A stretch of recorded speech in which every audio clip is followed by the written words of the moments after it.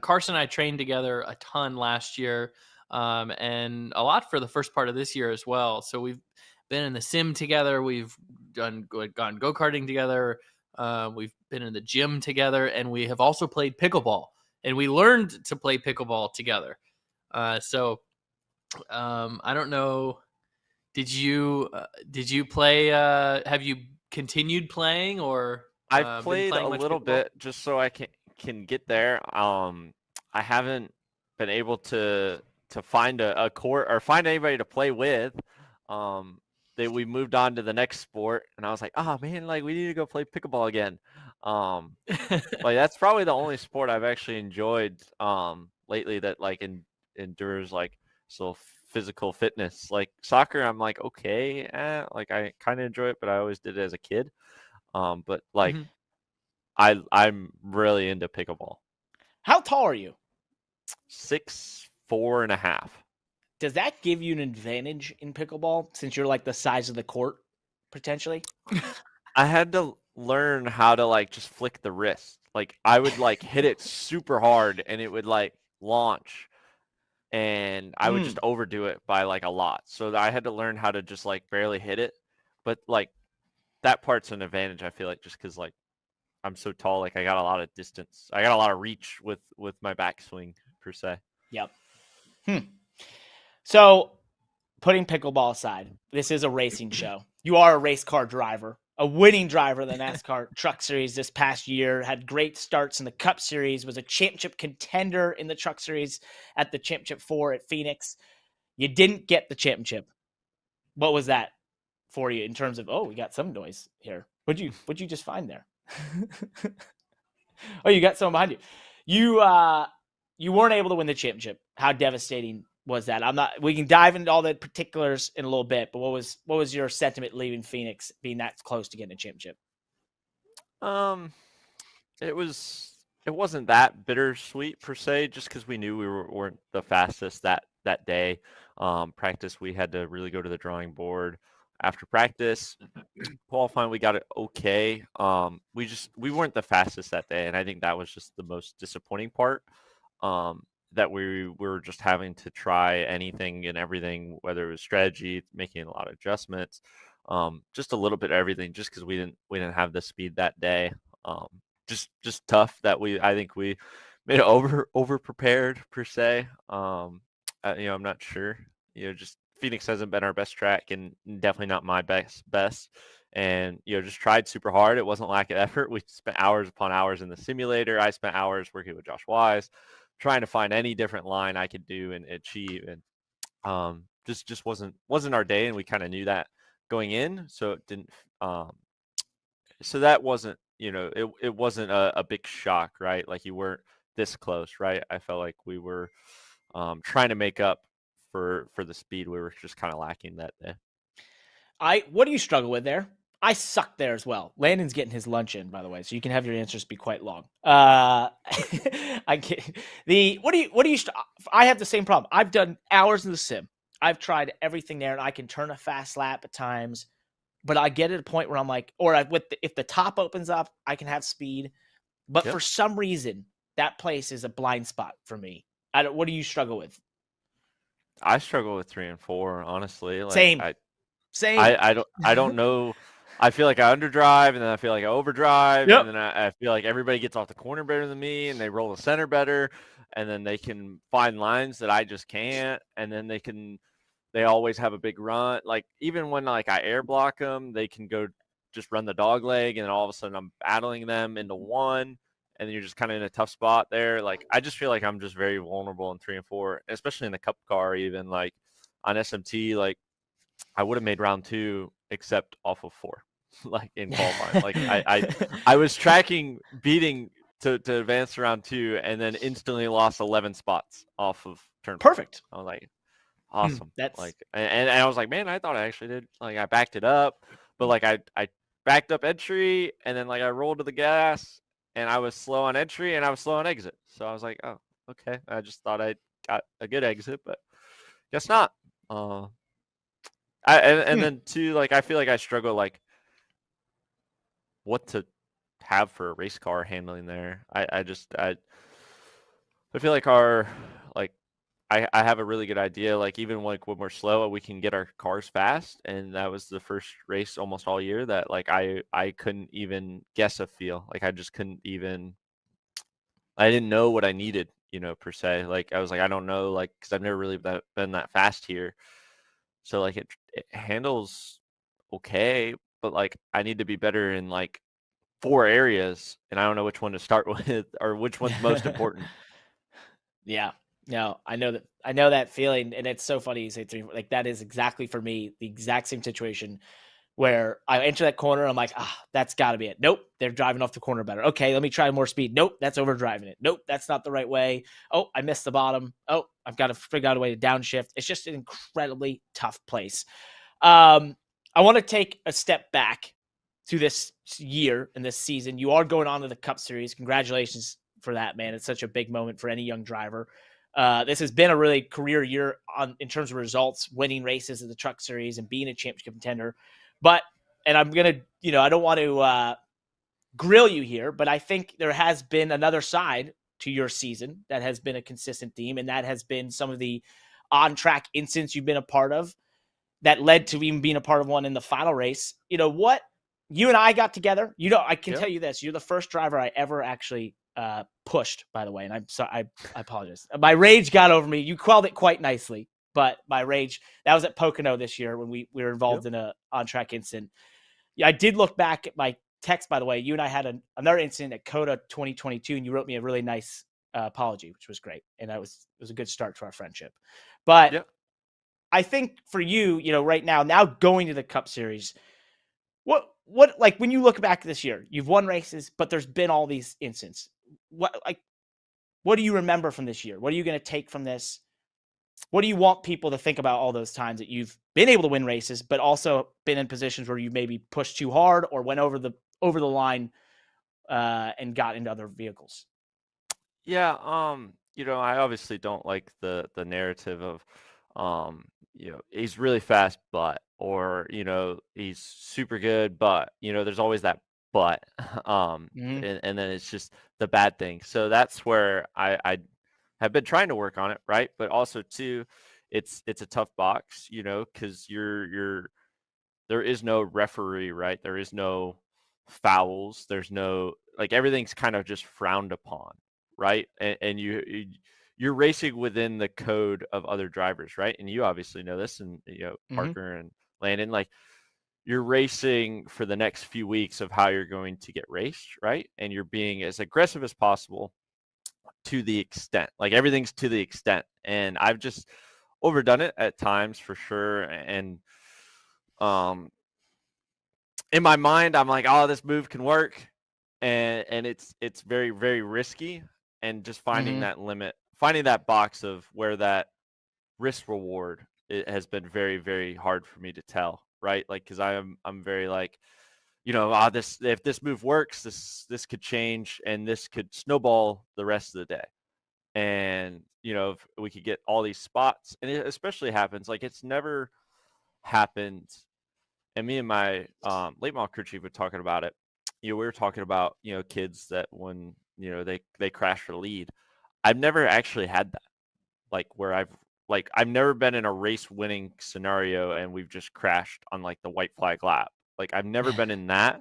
It's always been when I'm trying super hard to in like the middle of the pack when it almost doesn't matter.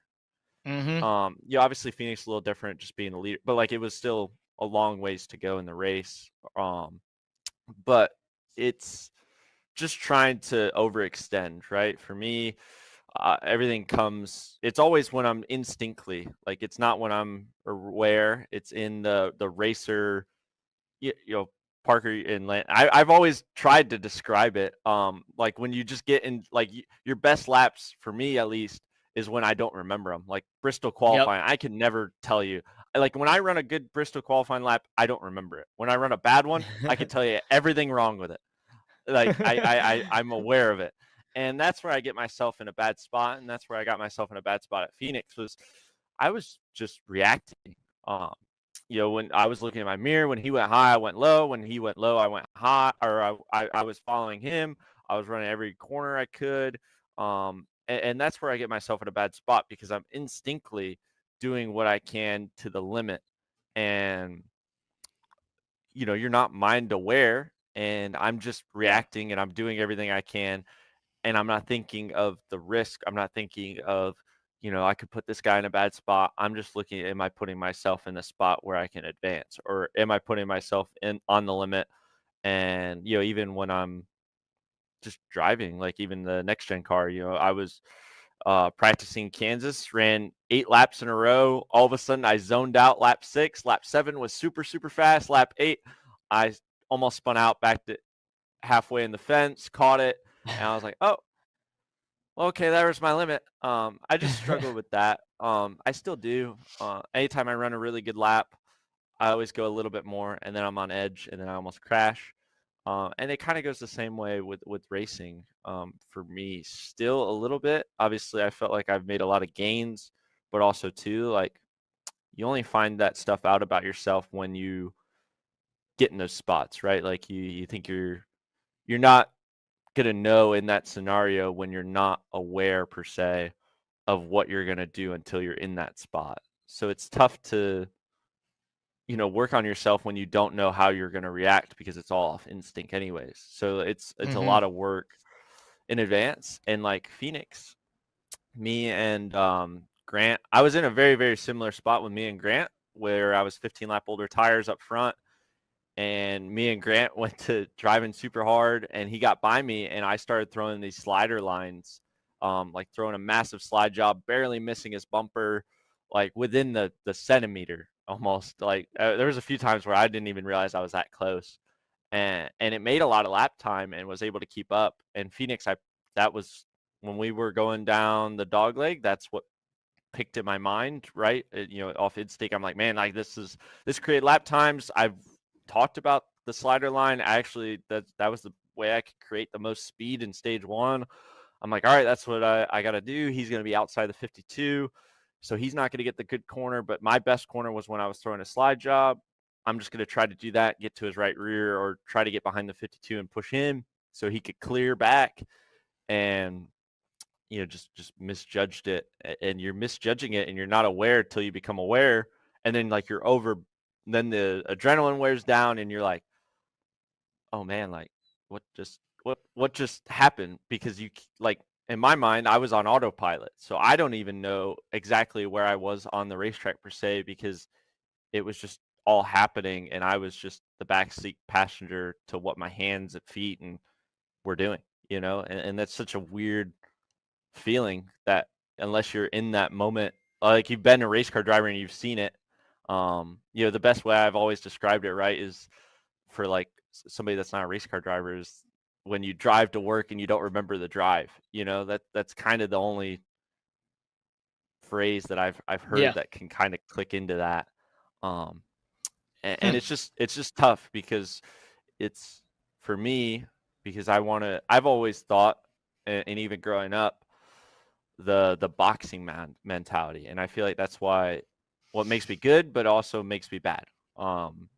It's a very big trade-off. The boxing mentality of, I've never understood why sitting at like watching boxing on TV, why they just don't swing the entire time and work as hard the whole time, while everybody's like, if everybody in the race, right, is very calm at the start and very forgiving, very giving, and they'll give up and then they progress.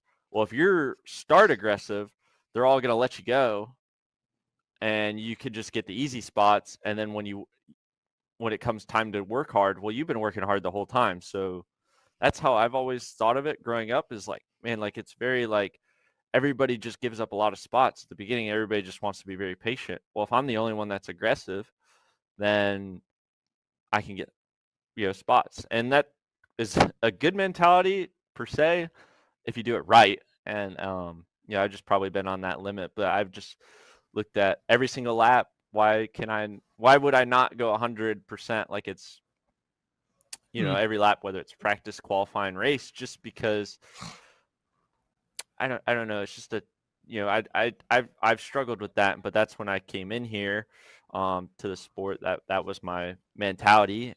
And now it's just being able to adjust that and fine tune that and I still I probably think have a good bit of work to do. I think I actually don't think you need to worry so much about those adjustments. I think you're going to make those adjustments with time and experience and being in those situations more in your training, with Josh and the people around you. I actually, I don't think you should apologize as for this stuff, for a lot of this stuff. I think you're racing hard. People can be you can be critical of yourself. People might be critical of you in those specific instances, right? Because you're going to look at a specific instance and be like, man, I didn't intend for that to happen. And I know you've got plenty of examples yourself. I've got plenty of examples myself of those instances. So I think you're just, that stuff's going to come to you. And I think experience is going to work itself out. I'd rather you be on this side of things and winning races than too conservative and not winning races. I think so. I think when it comes to that, you're on the right side of things. But I do have one question, because I feel like our sport right now, it seems like every week we're seeing a new highlight reel across so many different series, and from grassroots racing up to the Cup Series, this like payback culture, right? And where gosh, what was it, the late model race a couple weeks ago, the driver was like coming through somebody's windshield, and then and then there's pit road brawls, and obviously what happened to you at Phoenix after the fact, right? Like, we could talk about the incident itself with Corey Heim, but then after the fact is like this intentional payback. In Martinsville, obviously, pretty good onboard footage of of you and Ty Gibbs. And I'm trying to think of some other good ones, not pinpointing you, but like other drivers this year, things that's just Denny like, at Phoenix. Have we been seeing this? Is this all, is it social media and videos and stuff that's like bringing this out, or is there something new with this generation of drivers where we, this like payback culture, where is that coming from? And what do you think of all that? I think more so it kind of stems from the right of, you're racing within its own like self, right? Like 9 times out of 10, NASCAR normally doesn't step in. I feel like it's inconsistent, right? So you don't know exactly when they're gonna step in, and plus 2, like 9 times out of 10, like you just say you didn't, and you just move on, right? Like, now there's SMT, so that's a little bit more like, I think with SMT kind of becoming aware, like, and people like admitting it, like, I think once Denny kind of brought the SMT out of like, oh yeah, that could be used as a thing. I think it's just sort of like whatever the fans are made aware. Like, I think NASCAR I don't think NASCAR ever wants to step in, and they've told me that they don't want to step in. They don't want to have to do anything. So that kind of leaves it open, per se, I think, to the drivers have at it. And they want to, like, everybody wants to kind of draw a line in the sand. And I think racing gets drivers get a bad rep for it, because I think we're still human. Like, we don't in the moment think, oh man, our guys are going to have to work on these race cars, or their guys are going to have to work on these race cars. Like, I've never in a moment thought, you think about it after, and then you realize when you talk to your guys, you're like, oh man, sorry, I'll take y'all to lunch. Sorry about that. And but in the moment, does that make up for it? It's no, it doesn't, not at all. But at least it's nice. Yeah. There's intent, right? Like, it's the thought that counts. But I think more so, like, we are all selfish as race car drivers. It's only us out there, in our minds. Like, we never think of the fan, or at least me. Like, I never think of really any ever other than just me and everybody else that's out here. And I think, if an NBA player gets pushed over, or like he gets, kind of shouldered a little bit or plays rough, all of a sudden that sets the tempo of, all right, next time we're lined up, I'm going to play rougher. And it just starts building up, and then by the end of the game, they're fighting, or the first foul, it sets it off, right? The second it crosses that line, then it sets it off, and then they're throwing punches, or then the whole team's brawling. And in racing, like, it's sort of the same thing. If once you get hit, then you get hit, then you hit them back, and it just kind of sets the tempo of, like, if you get hit 6 times, well, your 6 times equals 1 big time for me back. It just kind of equates to that, per se. And I think, there's no referees, there's no fouls, and in the moment, you just feel like you're just playing another sport. You're human, and it's no different than basketball, baseball, whatever. Just you're using these race cars, and then once everything calms down, then it kind of sets in, and you're like, oh, maybe I look dumb. I don't think anybody has ever paid anybody back and said, yeah, I'm proud of that. I feel good about that. Never. Never like, in the history of me. I've had a few paybacks, but never in the history of me. Never feels good. No, it never feels good. It never. But in the moment, it feels like you have to do it. Or I don't know about y'all, but like for me, it feels like if I don't, I'm gonna get just pushed over, because there's guys that I've noticed in Cup that's made it really tough for me, per se, because I see them that they get bullied on the racetrack. Like, the second they might be having a good day, but they line up on a restart, I guarantee they're gonna lose 5-10 spots. Or they take 2 tires. There is no shot they're gonna be not 25th by the time, like, just because they get bullied. And trucks, it's even more, but that's more inexperience. But like for Cup, I've noticed it's because they're very conservative and they don't want to crash, and they're just there to run. They're wanting to run all the laps. They're not wanting to create any issue, and they're not wanting to be aggressive, or they've crashed already earlier in the year, or they're just trying not to crash, and then they get put in a spot and they just get taken advantage of. And I'm not going to name any names, but like there's a few of them that are like that, and I've been able to take advantage of them already. But you notice that, and you're like, man, I don't want to get taken advantage of. Or you hear these stories of, in Cup, like very recent, I'm not going to name any names or anything, but I've heard for 5 weeks, the second this guy, like, because he's been used up, and it's been on Twitter, he's been used up a handful of weeks in a row, and he went over to him and said, the second I see you, you're getting crashed. And that's exactly what happened. So like that kind of sets the mind zone for me. I was like, man, like, I don't want to be the pushover. I don't want to be like, so like it's a very fine line of not being a pushover, but also too being respectful by pushing back, but not overdoing it, because then you overdo it, then you look stupid. Then the narrative's completely swapped, and now you look dumb, or they didn't see the 18 times in advance that equals 18 small ones versus 1 big one. And you just look like you just started it all, or you're the one that ended it, and rather than just using your words. And because I've never got out of the race car too either, and went and talked to somebody and felt like it was going to change anything. Like we are all learned by actions. So learn by actions is, ruin his day or hurt his day, or just sideline him for a little bit, or whatever the case may be. Just don't let him run a good lap, whatever the case may be. That is a big punishment for race car drivers, that if we feel like we gave that back, then something might be done about it, even though the second after we do it, we're all like, okay, well, that I didn't really actually have to do that, or that was so, or that.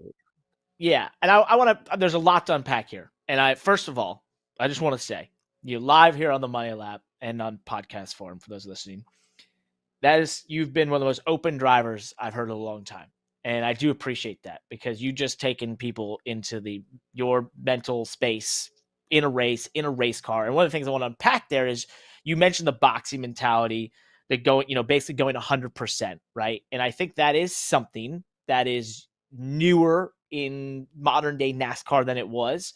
You are also the first driver I've ever heard describe the mid pack of the Cup Series as being able to take advantage of some people. It's usually the toughest racing you'll ever do in your life. What did I tell you before Martinsville? if you're in the back, 25th or around 25th at the Cup Series in Martinsville is the hardest race you'll ever do in your life. Did it live up to it? 100%. Quickly. 100%. I was tongue out, and I'm like, I don't know where to go. I don't know what to do. It's the I'm toughest so shit slow. there is, because it's just you're in a position where you're not only racing the cars around you who are all pissed because they're there, right? You're also racing to get away from the leader who's coming so fast. So you're in this like double race that you'll never experience. Maybe Bristol, So you what I've experience it, that noticed sort of with thing. so what I've noticed with Cup is like 15th to 20th is like some of the hardest rate. It's so dependent. So like 15th to 20th is a lot of times there's either guys that are winning races like multiple times a week, and they're just trying to finish the race. So they're not going to race you that hard. So they'll just let you go. Or those are guys that are having a super good day. And so they're trying super hard like me. Like 15th is a big day for me. So you got that kind of mixed. But like the second it becomes like 21st or like 22nd, it is game on no matter who is back there because they are all mad to be there. Where like if they're like 15th to like 20th, they're still thinking, oh, we get adjustment. We can maybe get to 12th or 10th and, put together a day. Like none of them, like a lot of them don't really care to be 15th to 20th, but nobody wants to be 21st or worse. They just are game on. Yeah, there's no bonuses for top 25 usually. So it's it's even goes a little deeper in the fact that they're having a bad day, they're not getting a bonus. This isn't the it's just the worst type of Cup day you can have. Too. That's all I cared about when I was like, man, like I was like, there's a bonus if I run top 25 here. Like what position? I like when I first started running for Legacy, I'm like, hey, what spot am I in? They're like 27th, but I'm like, I need 2 more. I gotta need more. Need more. So I do want to. I want to continue going down what I was saying before, and that you go 100%. You've obviously had these altercations, you've had these run-ins. You and I have even had them together. And you mentioned you don't like the narrative that it's Carson Hocevar, budding superstar, super fast, but right. What do you feel when, and not to bring up bad memories, but I feel like this has to be asked, when you see Dale Earnhardt Jr., Denny Hamlin, Tyler Reddick, people who have won Cup races, a Hall of Famer, a future Hall of Famer, fighting for the championship, who have negative things to say about your driving. Now, mind you, a driver who also drove for Nice just a year ago was probably in a similar position and being judged for his driving. Does that make you, there's an old saying that there's no such thing as bad press. Does it make you feel bad about it? Do you think you sit there in quiet moments and go, I'm here trying to push it. That's who I am. So be it. They'll either come to my side or not. Or do you look at those comments and see those comments and think, I've got to change? A little bit of all of it, right? Like, I mean, going to Ross, right? Like when I came in here, I would specifically ask, I'm like, how does, like everybody, when Ross was running in 2019, I was watching it. I was like, man, like everybody's like scared of this guy. I'm like, nobody wants to even like be around him. And they'll like let him go, or like when he hit, like he'll take advantage of people and they'll never hit back. And I've kind of noticed that, and I've probably embraced how Ross had raced because I studied him. Like I'd go watch his Martinsville races in trucks or watch his footage or talk to him when I first started running for Nice and for truck races, because I'm like, when I was a rookie running a part-time, like I got to be on the front row at Martinsville, on different strategy, and they shipped me the first corner, like gone, spun around, and like I got back to like 8th, and then they shipped me again. And I'm like, man, like I'm just trying to finish here. Like I wouldn't let you go, but I was like, man, like I don't want to get pushed over. So I'd be, I've tried to adapt some of Ross his style, but also to kind of create my own style that I've thought of being 100% and trying to find all the gaps and what people overlook in the race car and what they overlook. Maybe if I'm not the fast, I've always looked at it, if I'm not the fastest for one lap, maybe if I just go 100 for 100 laps and they're going fast, but then they back it down themselves, well, I'll be faster than them if they slow themselves down. But the Dale Jr. comments gets me the most, right? Like I wasn't a Tyler Reddick fan, I wasn't a Denny Hamlin fan, but I mean, that'd be like if you're a basketball player and Michael Jordan said, "Man, you're super good, but you like are a nuisance on the basketball court," basically. Or, Derek Jeter, if you were a Yankees fan and Derek Jeter's like, "Man, that kid could hit hard, but when he doesn't hit hard, he flops around and falls down and can't even get to first base." And I'm like, "Man, like that's your idol, right?" So, but there's, how I look at it, right? Like, I don't need to, I there's not a time clock on this. There's not a time clock on life and their opinions. 1 week everybody's gonna love you, and then you make one move and everybody can hate you, right? And that's the way the sport can ever be. You could take someone out, right, that is hated and they don't hate you. But the second you take anybody out that is loved more than you, they all hate you. And that could just change as it goes. So I'm not like, oh, I need to fix this now. I got an off season, and two, like, I can't slow myself down. I just got to figure out how to stay as fast as I am and limit the dumb mistakes, right? Like, I'm still going to make mistakes. I'm still going to push the envelope. But like, I feel like the difference is that I don't get the benefit of doubt, right? For me. So that's part that I'm now struggling with, is there was a difference between doing it with an intent and just being dumb or being overconfident or being delusional and thinking that move would work and whatever, to just messing up. What's the messing up? What's the messing up? Is it like turning someone on the straightaway that's messing up? No, that's bad. Okay. Like, I think I'm curious. Right? Like, yeah. Yeah. I think like Phoenix, like, my intent was to throw a slide job, cross his bumper, and get to and use up all the racetrack, because we didn't get a right. We both drove each other down. He didn't make a good corner. I thought he was going to continue to slide up the racetrack, so I was going to slide across his back bumper and try to push the 52. And he made the corner more than I thought. And actually, he gets a little loose the second I go to cross, and overdid it just a little bit. Didn't hit right front to left rear, hit front to corner, and just picked him up. And that's why he went around, because he was already loose, right? That's the intent, was to cross his bumper, be on the limit of it, not go in there, wipe him out. Because, I mean, what was that going to achieve? I didn't think we were going to win the championship without me being as close. I was just trying to get as close as possible. That wasn't a move of last lap. If I hit him and spit him out, we're gonna win, right? Like, there was no like solution to that, right? So there's just a game of that, of just messing up versus the intent. And with me now, I have to balance the benefit of the doubt, right? Like, I'm not going to get the, if I just, we race it, like the Ross thing, right? Like, the big joke was that everybody was put on Twitter that he would be blamed for anything. Like, if there was a crash on I-77, oh, Ross must have been on there, So there's just kind of just balancing all that.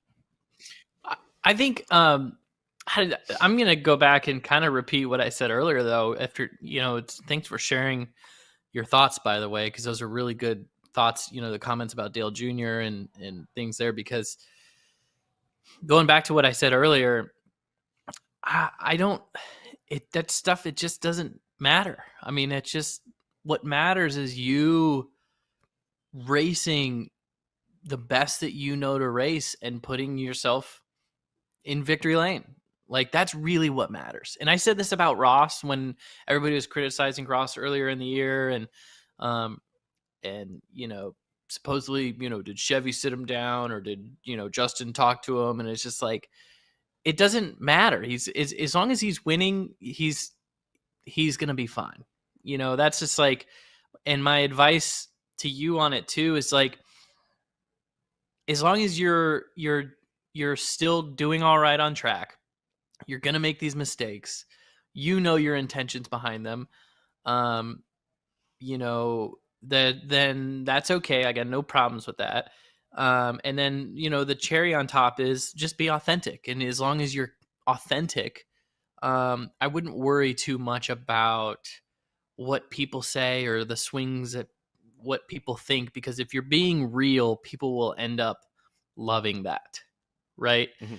And over time, the more people get to know you, they will end up loving the authenticity. What you don't want, right, is what Corey Haim did after the race, in Phoenix, and try to play this like cat and mouse game in an interview, being coy about did he do it, did he not? And I know that there's like implications there of NASCAR. You're not trying to admit to things, but there was probably a way more authentic version of himself that's out there that could have answered those questions instead of trying to be snarky and coy, right?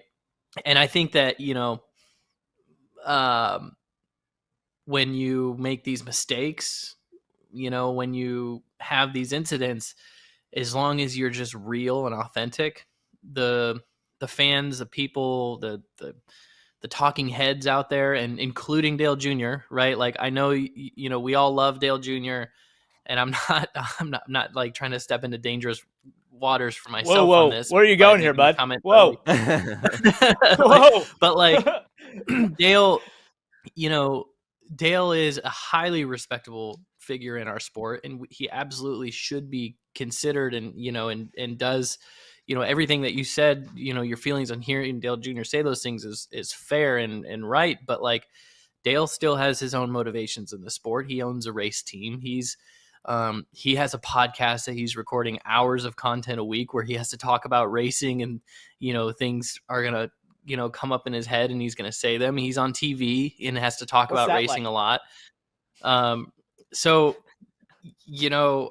it's maybe it's tough to hear those things, but like I'm not wouldn't even worry about what Dale has to say, because you know in your heart what you're trying to accomplish out there on the racetrack, and to the bow that you can wrap around it is just, as long as I'm my authentic self and I'm unapologetic about it, I'm probably gonna be all right in the long run. And if to validate that, to totally wrap a bow around that, look at the most successful people in all sports, and Dale Earnhardt, those are real authentic people that just were unapologetic about who they were, and they're loved for it. Dale Jr. included, right? Like, that guy, the reason he's so lovable is because he's just real. So yeah, it's I as long as you maintain that, I think you'll be all right. Yeah, I appreciate that. Well, I think we noted you've been very open. It's awesome. We appreciate it. I guess, to flip it forward here, you are going to the NASCAR Cup Series in 2024 as a full-time driver.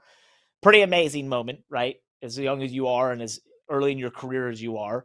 So putting all that stuff aside, what is a successful year next year? What is the offseason like for Carson Hocevar, a young driver going to the NASCAR Cup Series with Spire Motorsports? Take us through what this next couple of months leading the Daytona 500 is like, and then what you want to achieve out of next year. What you think is possible? What would be a result you say, yep, that was all successful?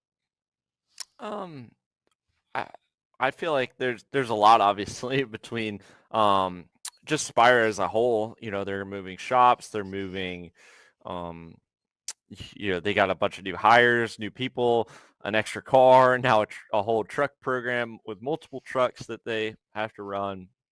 So that aside, just for me, luckily they just notified me who my crew chief's gonna be Monday. So get to start working with him and feel really good about him. Someone I already have somewhat of a relationship with, so I'm super excited about that. So that part's not going to be too bad, just because I don't have to learn somebody completely new that at least I've had some little relationship with them.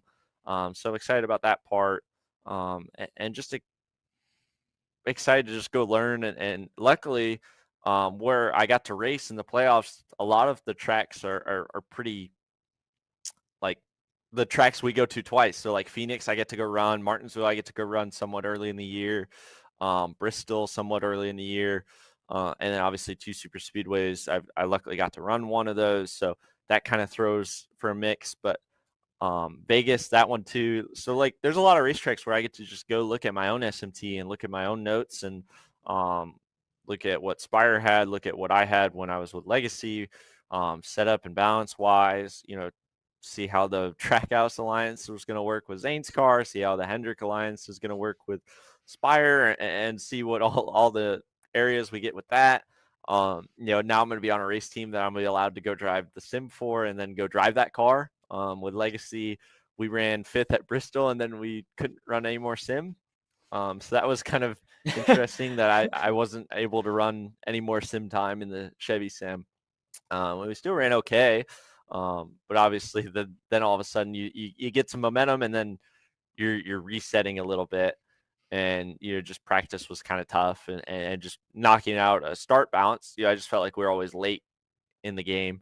But just excited about that part. I don't know about it results wise. I think winning Rookie of the Year would be a good start for me. Definitely. It's this pretty strong battle, or pretty strong group with Josh Berry, me, and Zane. So looking forward to that. If we could. That's win a real that. one.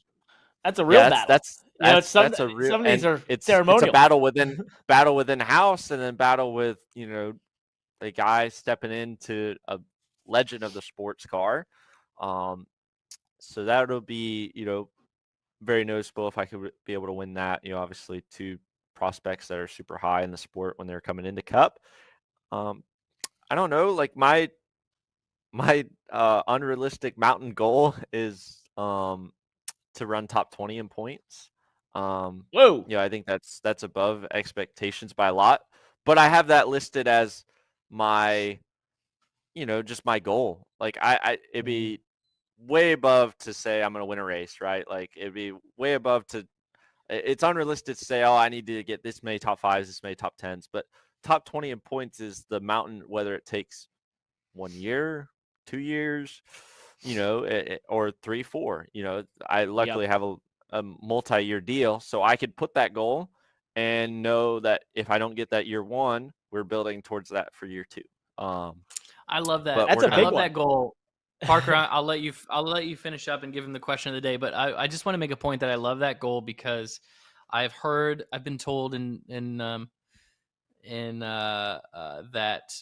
when it comes to goal setting and trying to set a vision for what you're trying to work towards, that you want it to be something that seems unobtainable, but isn't entirely impossible. Right? So maybe your goal isn't to win 10 races and win the championship, but top 20 in points is like, maybe for that team, absolutely not. We haven't ever run top 20 in points, or we haven't come within 200 points of finishing top 20 in points.